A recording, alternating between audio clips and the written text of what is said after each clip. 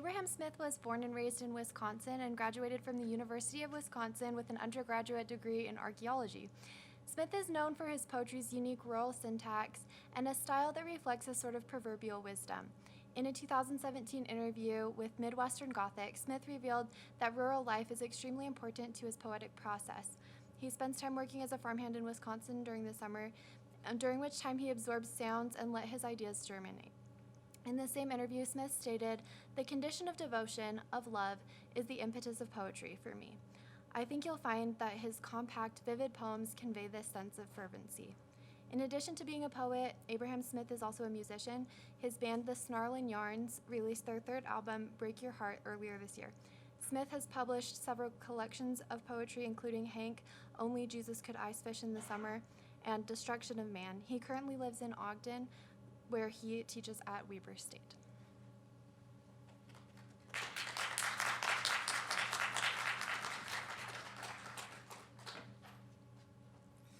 Thanks for that beautiful introduction. Happy Friday, everyone, and thanks for having me down. It's my first time on y'all's campus. It's a stunningly beautiful place to be.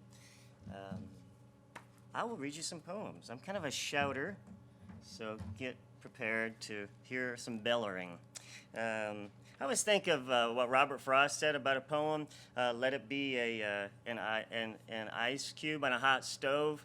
Let it ride its own melting. And that's kind of what my poems are up to.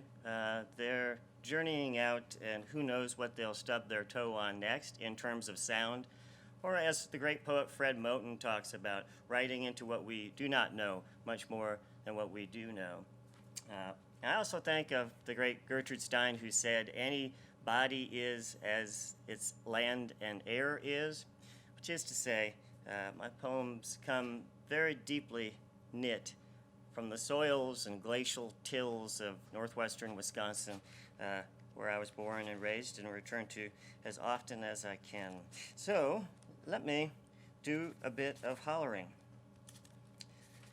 This is a collection that came out last year. It is some of the earliest poems that I ever did write, poems I wrote in the late 90s and early 2000s. Sometimes where we can't get you swim in the river and you can't get the river water out of your ear. You have to kind of lean on your side. These are some old poems that kind of stayed in my ear, and I just kind of could never quite shake out. So I was grateful to Andrew Munson down at University of Arizona for his interest in bringing them out into the world.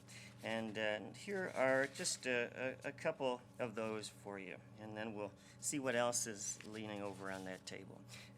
Many swept few, money road rage dough, hangs from the backhoe, slaughter air, a simper one. Want one thing to tie you to eternity, as pickaxe and doubles for cane. Work and work, work so entire fox bladders bead on his head, red as the stripped deer. See, he is man, could eyes close, switch back the muscles away.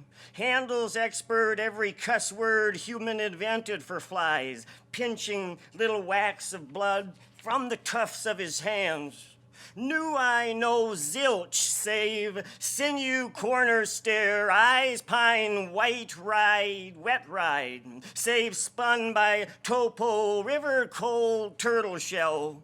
Since I am boy and shot at by him in blackout mid-mornings, I kneel my hunted skull in the purple-black ball cap of newborn flies.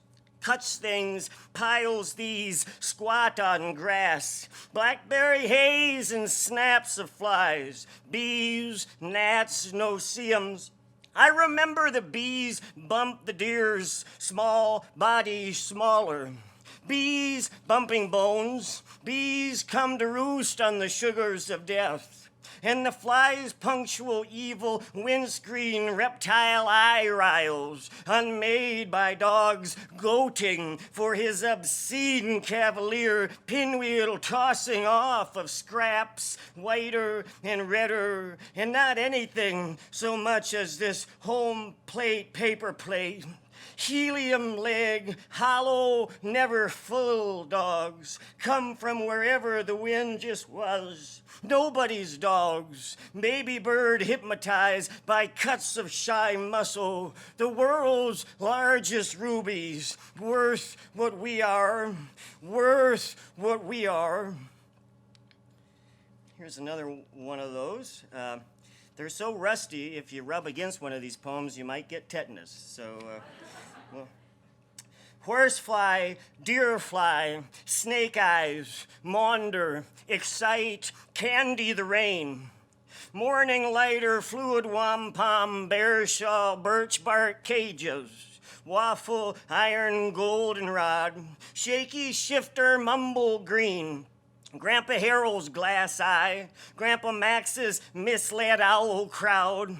Acid rivet radish tin of chainsaw gas to meat fake meek pigweed 20 gauge ramrod asp 30-06 pimpled with rust roughness and a shine callous and a shine hand down that steel braille for in them raspberries when mosquitoes.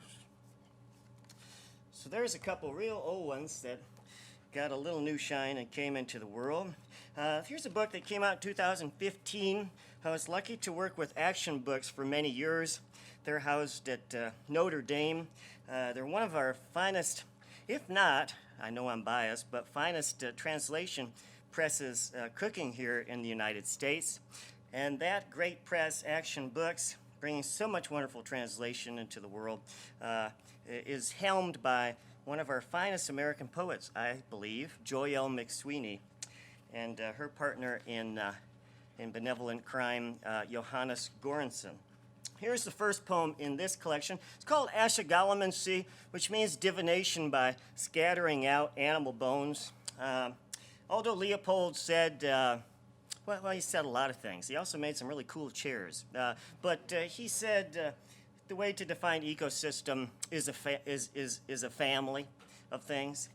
And so I took to thinking about and dreaming out into the soap operatic human-like lives of all of my favorite non-human animals. And one of my faves is the red-winged blackbird. What did Laureen Nidecker say? She said, I was the solitary plover, a pencil for a wing bone. So all of us poet types are birds for sure. And here is some soap opera for the red-winged blackbird, just catching a hold of the green on their wing and letting that clown nose kind of guide me hither, thither, and yon. It's a bit longer, but we'll sweat our way through it here. In the old days, red-winged blackbirds, hey, hey, prophesied the heavenly garden tomato, talking fruit flight, talking hearty sleeve, turn sod a days, refuses sun's lead, heeds sun's leads, gradual as a tree.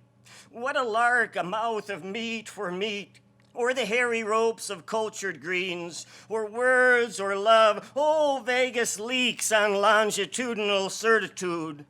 Turn sod so cold, it's the dead, not the ticking medium life trees. It's the air skull eyelid pennies rattling, a la wild birds in snug houses, about a month of abandon away from drafty, and they die on the dusty floors, the crazy animal flowers grazing on a crazy fleshy froth throb wind. Sunset sod so warm, it's the gone ones riding their hair along the tender crisps and crests of your ears. Far finger familiars, our lute goblins, our aeolian laudanums. It's the bread of breath rising up through the soils. If you live, then your breath tunes your body to the temperature of your breathing. And the dead, tamales shooing it, arms up, hands some Egyptian fizz. Cradle the breaths, armfuls of loaves of nose and mouth, careful in their works to the point of being dead. No vision breath, none, so no one yowls loathsome remonstrations when one beautiful young'un drops 5 staffs in the common dust, where men their cast iron linen, their mouths leather cups, their teeth luckless dice wham, or the fight bones, fat mice fumble with the numbers, inkwells in the corners, a deeper goldener cheese somehow, lifted from the tensed steeled snap function. You can steal all that you can carry when there's nobody at home in your bones, except the one root cellar toads, one least pancakey sprung gong. And then somebody beautiful, in killingly beautiful massacred genes. Someone perfectly alive because salted with the sugar impatience, spirits a salt shaker into the garden. And the two of you hand-eyeing on maters after the apple fashion, pass the shaker back and some kind of thoughtful, in everyday salt exchange, as though the last few morsel bits of meat on earth after everything burns or drowns. The two of you on or under a teetery plank was once a vital keeper of the weather war off. To turn your wrist on like this frames the sweet in saving saline sands, argues against whiskery deserts. Little glistering seeds these ride as like albino lice, some juicy alibi in a wet cheat dream. Good night, your chin blinds is blinding. That's a little glass ghost, something like window skids your chin. Future water, all in all's your chin. A body can't help it. It takes us away. Out across the lawn back, the ground gives underfoot until it won't because it can't. And then the canting stairs, the seesaw she-haw speech heel stairs, quoth reed phrase like, boo-hoo, chainsaw tongue, and your mechanical yodel, rationing, raffling steel. Boo-hoo, too, to the bearded pork mouthers, soda pop teeth, wagging like the bells of the church, running for his life, for to yell, floor to ceiling, tin pan burr. People wear the invisible touches of others all their lives, and that is such a beautiful thing. A forgotten shaker in a garden, also so beautiful. Sun on top, slop buck, metal hat space, chubby elbow eggs, fried eggs rise up all water, muss and mess around. Sun, yes, lakes, the smallest thing, everything. It stretches, fish going at the fish dentist, long shine in. In a way, we live in a world where dryads, just after dark enough, drop from trees, from the darkening elms. Sage spunk or oat and earl, blind spots in the birth race to the hospital. Slate the salt for removal. Happen sugar pillar by morning. Can't quit frog love crying. That swamp patch spreg fred too well. Seconds, thirds, help me. Who wheat, walrus honey. When chairs went corn easy was the beginning of the end of the world. Tell me, sing it, is that a rut you're browning your best breeches in, or art thee the noodling champ of the world? Routinel jazz a bean. Ritual mama ya has a nice ring. Try oxbow, beaver, drover, drooler, roarer. If a tree ain't a tree until it stops water with its felled self naturally.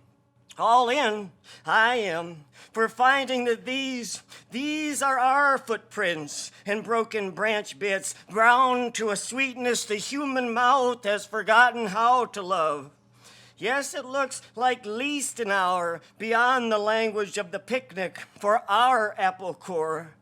Kick it, turn feather, white it, horsey nostril exhale, the transom and whirl of dust. No one ever has been lost, has been on a road. You are wearing in a skin cradle behind your right ear and riding there. Ah, easy as air without wind, or oh, the fox's breath in the fox's dream, of the fire walker, man of stoning it towards his day job. So much trip stiffness until one warms into the working. And then it's like swimming, and then it's like milking the eyes of the kinder dead to repaint these rooms. As you can tell, I got a little carried away on that one, but so it goes. 1217.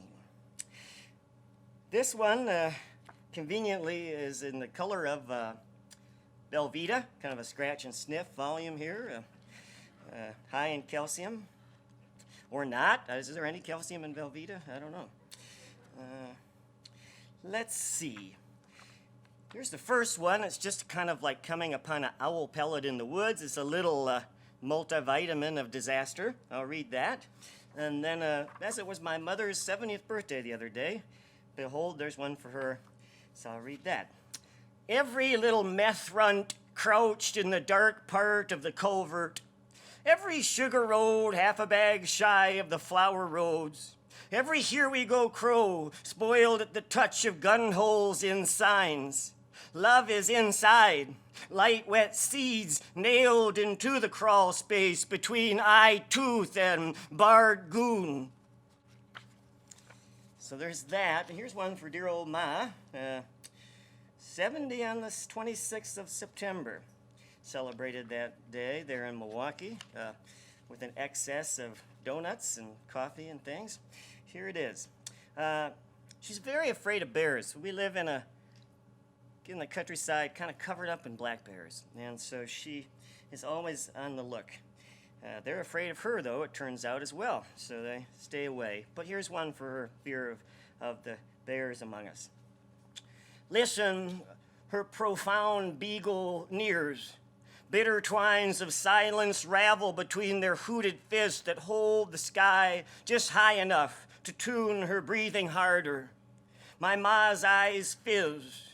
7-Up and 7-Up stirred with a blown shotgun shell. For fear a bear will name her teeth acorns, eyes berries, and any sense of fight the thorn. Flea, bitter road, begging bowl, presses of everything a bear has. Melon and matchsticks in her paw. Track a human palm has lost him. Blue flame jelly. White hair gems. Solitaire cards glow by pine gum and hard-won cheese. Short finger Alice's ladle of piping gravy. Potato drunk driving the edges of the pot. Bears, bears. Soft pedal doors, bouquets of tractor mags and char, burn barrels for the history of a town, Ladysmith, Wisconsin, with fewer teeth than the nightly blowing trains. Lost like a bird in cotton sheets, the early cold has wed to and armored. She was thinking of weeding. She was humming hymns while she hung them on the line. Happy birthday, Mom. So I was very lucky to have the chance to work with Third Man Records down in Nashville on this book that came out long about 3 years ago now. And it's just kind of a culture history collection of Rusk County, which I've been talking about already. And then, as you heard in that lovely introduction, my brother-in-law and I spent a lot of years farming. And generally everything broke down 5 to 7 times every 4 to 3 minutes, and so it's just always trying to kind of cobble it all together. And we were kind of saved again and again by our neighbor, Bill Fallsgraf, who passed away about 3.5 months ago at the age of 96. So the book is dedicated to Bill and to my brother-in-law, Eddie Meisegar. And so a shout out to you up there, Bill. I'll read a few snippets of this and then end with some of what's coming out in my next book in the spring. So here's some of this. We'll see what happens. Farming, let's see. It's called Destruction of Man. Tractor of my sore throat, sing tractor of my weird ass head, because pissing diesel exhaust since half the hotshot World War II pilots blown vegetable caulk tarts rang. The bell in the bloody bucket can only swim and foam, some sideways silence and foam. With a crimped little fizz, loop the loop, boys, fly to Sweden, fall in love for the days. Eye of my eye sing, scale of my scale. There she sits, a broadcast manifest, sits the center of the field, but with no real list to her. Reader Beaver Bailey, care to itch your bloomin' hive rash on the wall? Till she falls, eye of my eye, scale of my scale sing. One war stone tree diet giant, solid as that. 400 gas start, 1956 diesel farm-all tractor, humped up too near nowhere to be shut right. Where's your building for things like that? Where's Virgil to you rah-rah all the reed rash out? Where's Theocritus to knead the knots from your flesh, the little pine spiders from your flesh? The saber-toothed starlet's dimples, the tornado pressing down on old Calico Lake, the little slip knots musked by paddles into the longest face of the river. Whatever it is you do when doing, go and tassel a little time to the top, a little breakdown time. Grape that pea, if you know what I mean. Friable affirms the firm, castigatory artery, aerial vim, zip that. Unseasonal, sudden, and still. It's a professor of weathers. She's one stalwart wart, all an apocalypse gesture. She's a dinosaur. She's a dynamo. Carbuncular turncoat graced with cis names. Trust it, this. I ask you, sing it, 'cause maybe I know the beauty foghorn better than black inks. This is my breath. Everything, really, inside the dark song. Cardboard bug spray fires, them secret seeds, one shaky answer, arrogant yarrow of tomorrow, you are it, the future fulsome head. The mama mouse, one blade at a time, a tire hide to cling to, one blade then one stalk, up, up, a chaff at the tank was blown in, a wire chewed, a winter's nest. The teeth of time can't be much different, how it all bends, talkin', stalkin', the common prayer, save yourself. What's that? Brevity, stretch please, can't. The starter's shorted, so bypass it. The fish, the pigeon, the aviator albatross. Have you seen a father carry a newborn into the sea? First time for every sacrifice dreamed. But have you seen a farmer walk a newly tipped field? Staggers your swaggers in the times it takes to break the free toy. And you ride a deeper deer and smoky whale, a never quitter there, her rare old beak. Time laughs at, no, laughs at time. Smokestack laughs, crude boil, fallen in forest, jellied by time, and blown to smithereens, up the chuffing stack. Some guys post-exhaust pipe rust out when they've suffered enough face smoke, when the dry cave at the back gets licked by face smoke. Some guys, they'll just put a length of pipe so long as it clears the limbs and sheds. They'll just put a pipe, guys will, and let her smoke ring a crow wobbles final there beyond the so-called reach of man. And what's a man mouth but an animated and sputtering fossil, but a diesel glitch all those days? And you are the one, when the masthead breaks, perchance at twice the brandy, agreed to be tied there. And what you have seen, none have seen.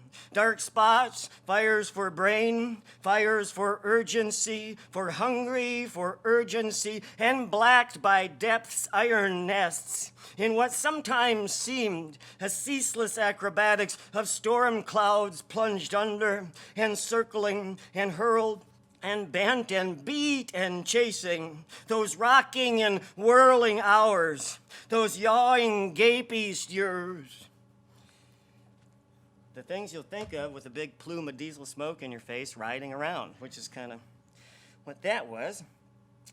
Thanks again for being with us. You could be chewing your lunch, but you're chewing on shrapnels of sound here. Here is a little snippet. I think I've got around 8 or more 9 minutes to chortle at y'all. This is a snippet from a book that's coming out on the Lunar New Year, February 1st, on a small press there in Portland called Propeller. And it's called Dear Weirdo, and it's a book-length poem, and if I were to read it all to you now, I would die of thirst, but I won't do that. One of my patron saints, Townes Van Zandt, he said many things, but one thing that he said was there are only two kinds of music, the blues and zippity-doo-dah. I've embraced that over my time so far on Earth. My writing is music, and it's aiming at the blues sides of things. But from the blues, from emptying out, can come a redemptive fullness. What did Dave Van Ronk say? There are only two kinds of music, good music and bad music. I could go on, but here's some of this. Folks, it's the manuscript that will be a book. It's called Dear Weirdo. And it kind of picks up and begins with some baseball and some elegiac phrasings toward my dear grandma, Monica Detra, who passed away at the young age of 101 about a year and a half ago. And it's also COVIDian, so you get some masks out of the gate as well. Don't you love it when someone explains everything? Generally not what you're looking for. But here we go. 7 or 8 minutes to this, and then we can have a little chat if you have any questions. Pick a stick up these days, and it snakes. And by the way, it's pretty fun to read off my phone. I feel like I'm 19 again. Pick a stick up these days and it snakes, and here it turns out we'll be just shy of eternally gone. Almost always have been, sewing masks from not so long ago gone Grumpy Gramsci's quilt stash. Now hear this, said Dasent for you had better not, said wars for wash, had an ear issue, had one eye. When young they booted her back of the class, couldn't hear teacher, her mastoid mastered her. She was left out, put upon. She was the oldest, she shouldered it, enjoyed a giant half-off sweet roll like her children after her. Fake wrote while she squint listened her whole life after at the back. Ran the 40-yard dash in 0, the one time Rutabaga got away in town, his leash ribboning behind him like diesel out the tailpipe and cold. And we sang in church like a wheel rubbing on something, and the glass stained more like a sparrow in the acid rain, something like celery gone bad in a ditch full of 13-day-old pictures of chased and chased whales. With one so-so tire, I remember chaosity of window raisin flies. Hey, she won the negativity door-size trophy again. Had a coupon for cold, cold rain. If a breeze, then a bad one. If a sun, then a bad sun.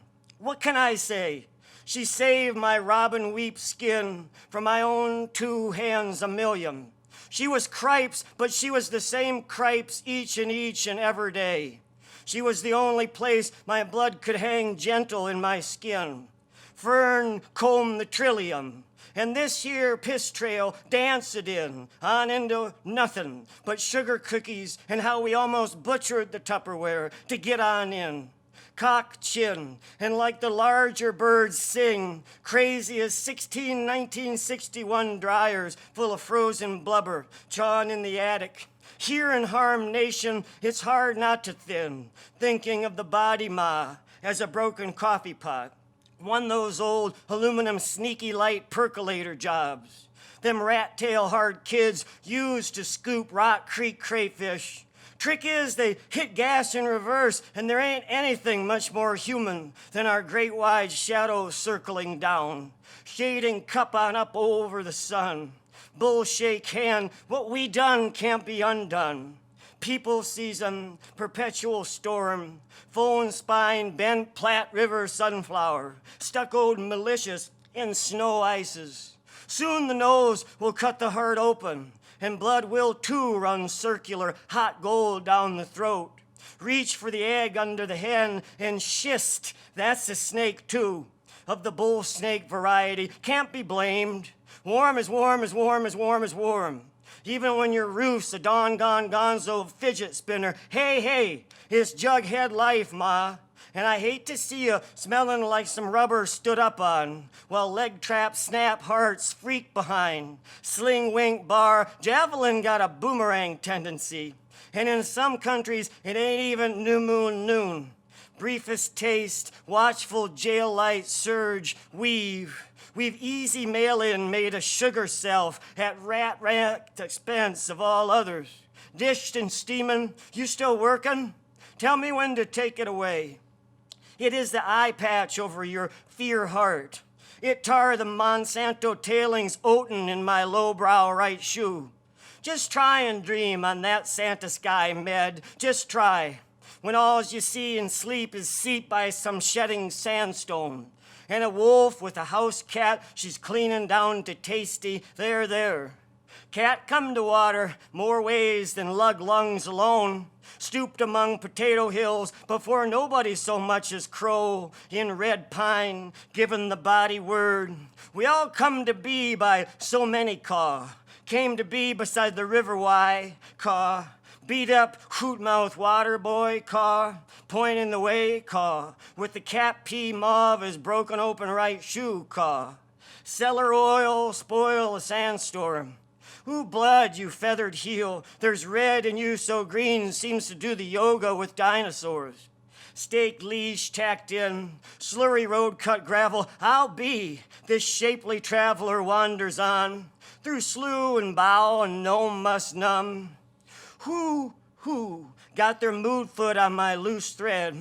Do the mummy hoodoo, not with radical gratitudes, ma, spurtin' the maggots too, off saddle glad path. It said time is the monarch, one wing half ate by robin, turnin' and turnin', like the fancy hotel door where execs blow farts before striding in, chin out, like the bark beetle in bark. Said time is the bear, walks like there's a family in each leg, like a vowel leaking all over a word. It said time is the PTO shaft, no matter how slow, bound to reel you in. It said it'll fetch your overhauls clear off. And shall you be saved by wash-rot cloth? A kid in a war dream shovels good guy teeth from Lost Arm shore.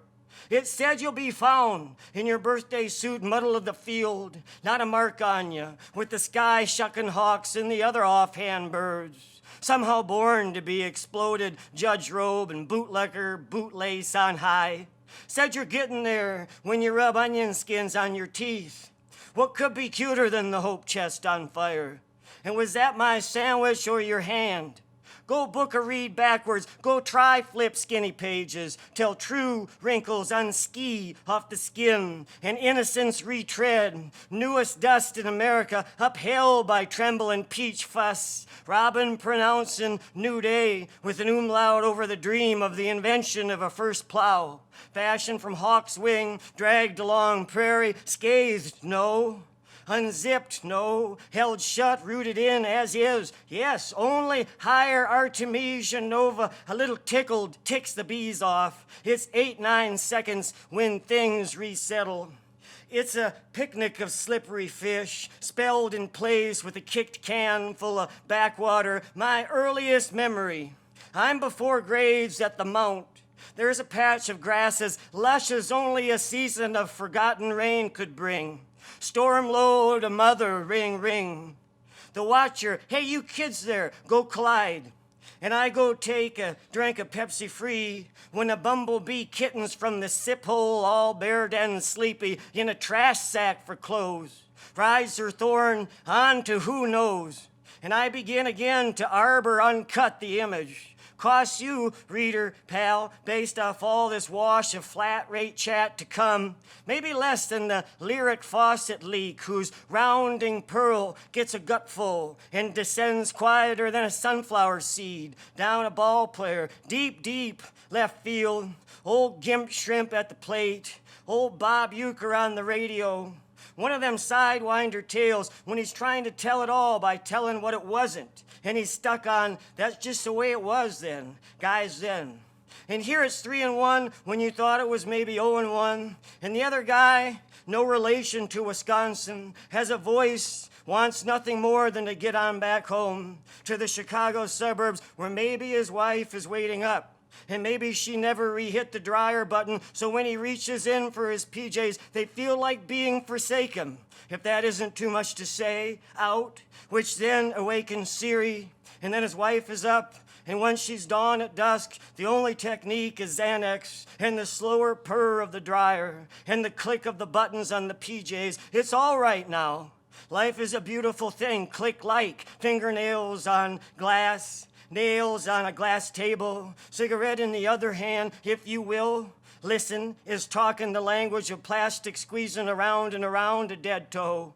And what cards might I have drawn different had I took that job in Kokomo? And how goes your math mind, Wind? And is tomorrow actually another day, Cat? Or is counting cute? Euchre doesn't seem to think so, but this we do know. Rob Deere is out and trotting back to the outfield like he did 33 too many squats in his dreams. And the ghostest with the mostest, old dandelion Mike, precarious as an old fart on ice, prays. Kick, sing, weld, or bell star, tickin', swimmin' hole, toted, turted, teaked, teach me the folded napkin, the sheeting tuck, the everything so perfect until, no, Ma, it's not. And it goes on for another 80 pages, but I'll leave it at that. Thank y'all for being here and for listening. Thanks.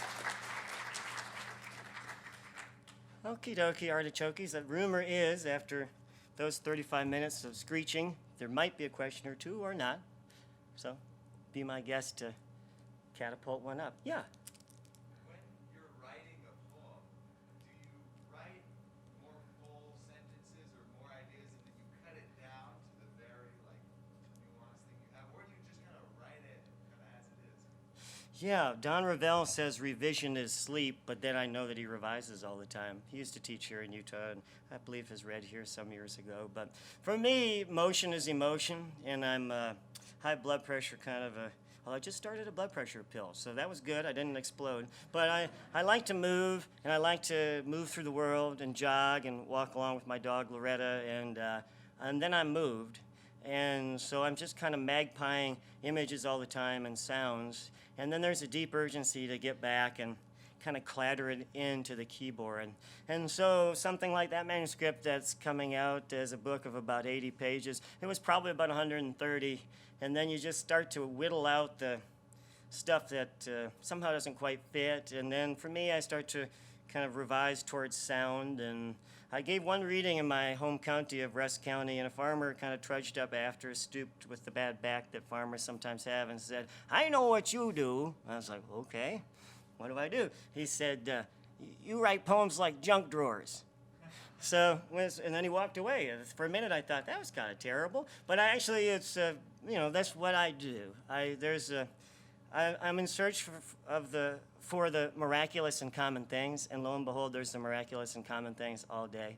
So I just think of life as a poem, and in that case, and in all the cases, I accrete things magnetized to me because I'm just startled into wakefulness all day, and then it all gets mashed in there, and then I do try to get my whittling stick out and whittle it down and revise by sound to make it a little more junky, a little more zany, to, as Mary Ruefle says, revise towards strangeness. So they get huge, and then they get a little thinner, and then they're there. Yeah. Thanks for the question. Anybody else? Yeah. Who would you say your poetic ancestors are? Yeah, anybody who makes who privileges the sound over the sense.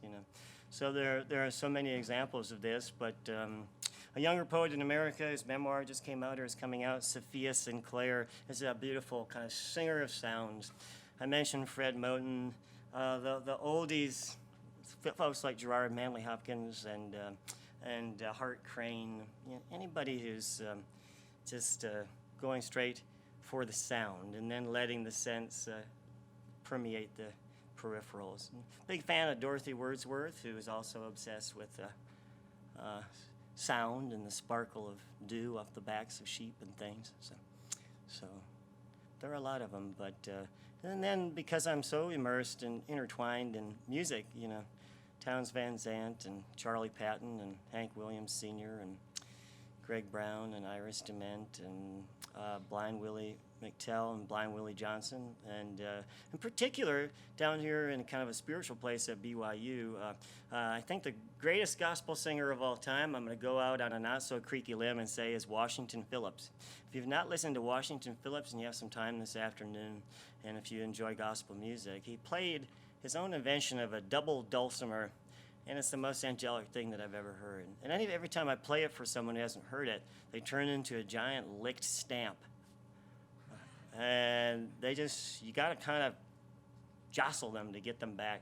So we'll see what happens when you sweetly petrify. Washington Phillips, get those running shoes on and go straight there. Yeah.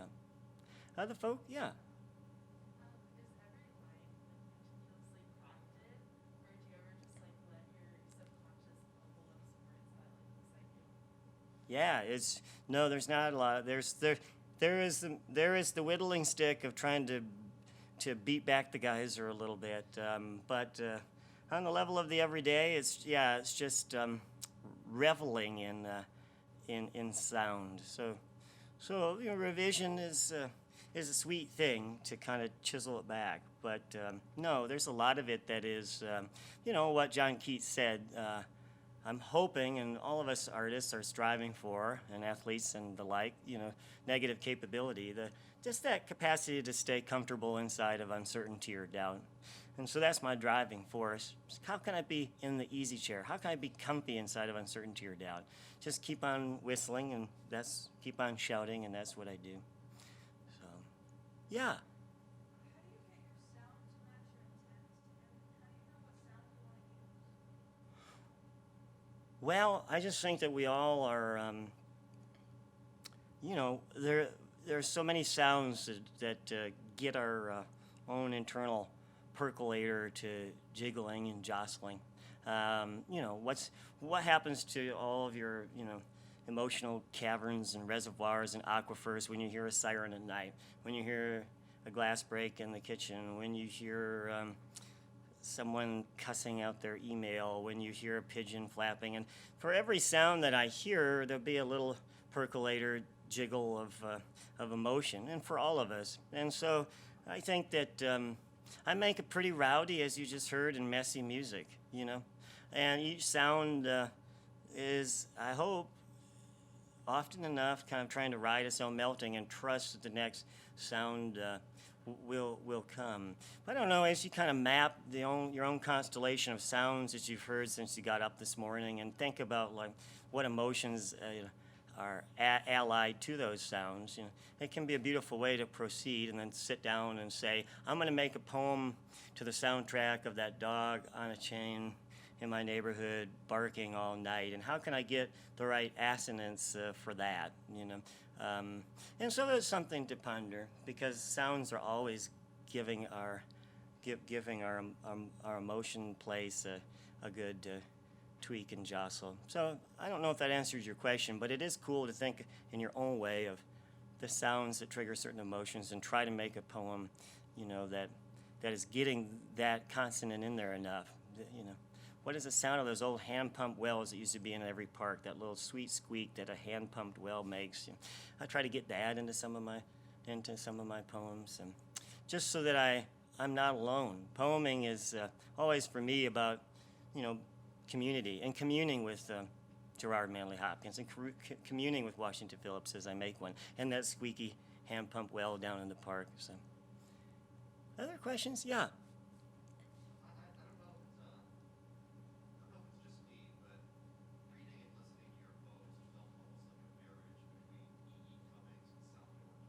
Oh, well, thank you. And you yourself said that you have sort of like poetic ancestors, poetic styles. How do you balance that homage and that style with the people that you're sort of in the style of, with your own unique voice, and make sure that you don't become a copycat instead of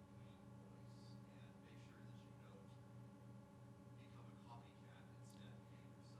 Yeah, that's a great question, you know. I mean, we just had One of our most marvelous poets, eco-poets, translators in the country down at up at Weber State week and a half ago. His name is Forrest Gander.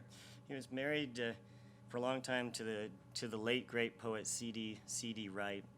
And Forrest was talking about similar things, and I think we have the same answer, which is just to wildly embrace influence as you go along. And a dear friend of mine passed away a long time ago, published a couple of books.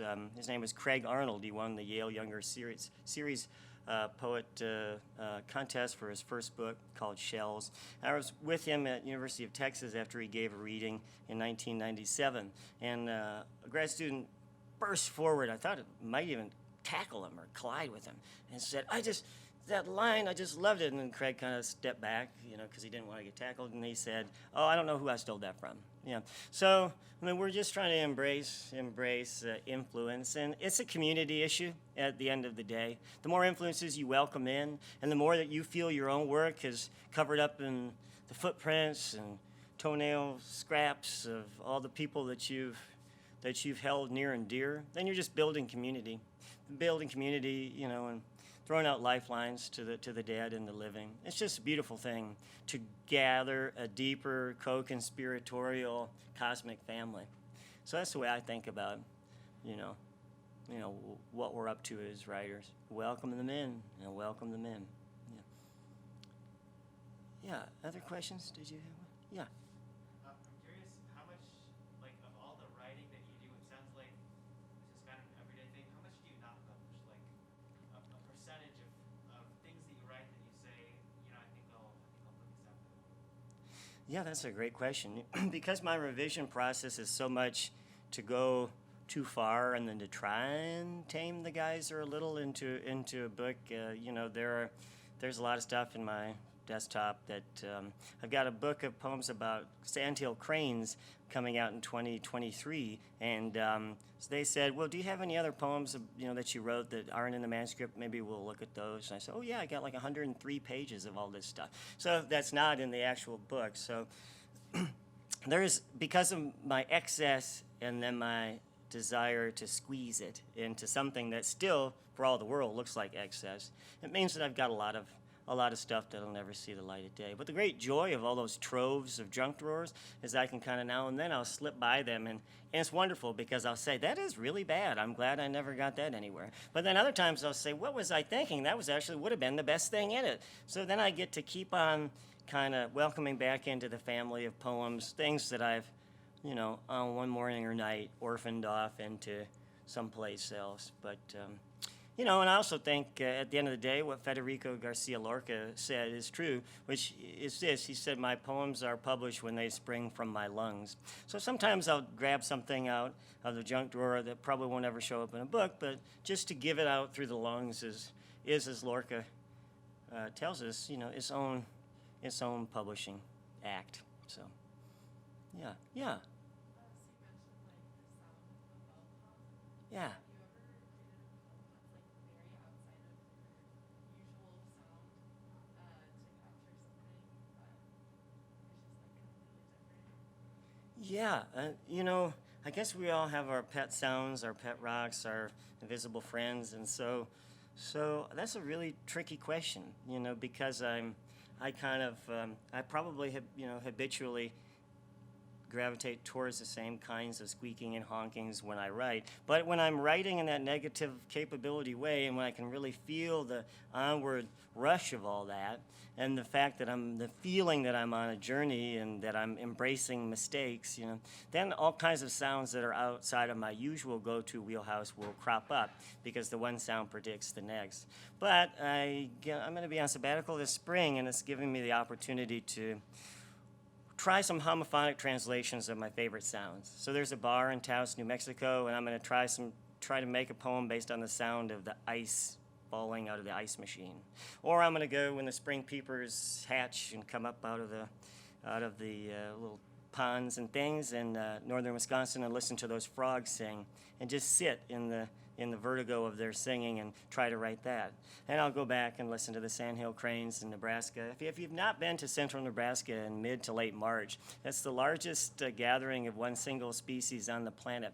It happens here in the United States every March, and it will change your life. So go there if you can. But I'm going to go listen to those birds and translate their sounds. So I hope to get a little more limb burn out of my comfort zones this coming spring. Anything else? Yeah.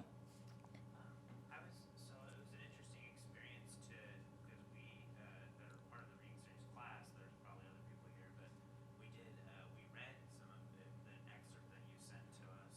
Okay. And that was, I read that excerpt with zero context. I just like went in blind.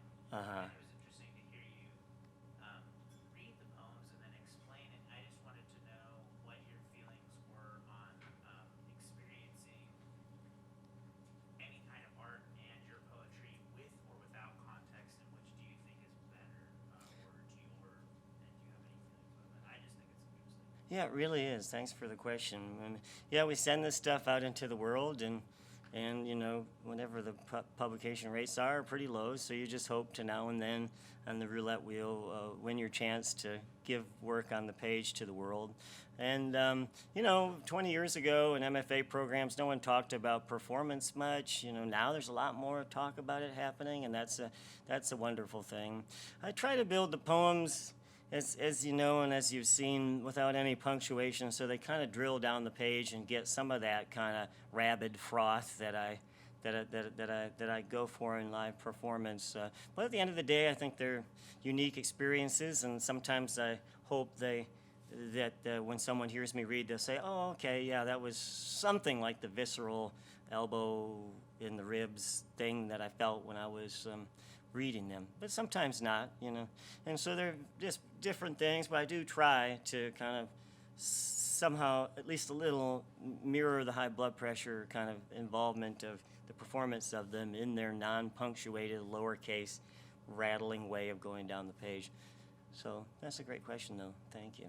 It's cool that so many people are thinking about performance, and that came partly, I think, through so many of the so-called slam poets moving, you know, into the ivory tower. You know, people like Patricia Smith and Taim Bajess and many others.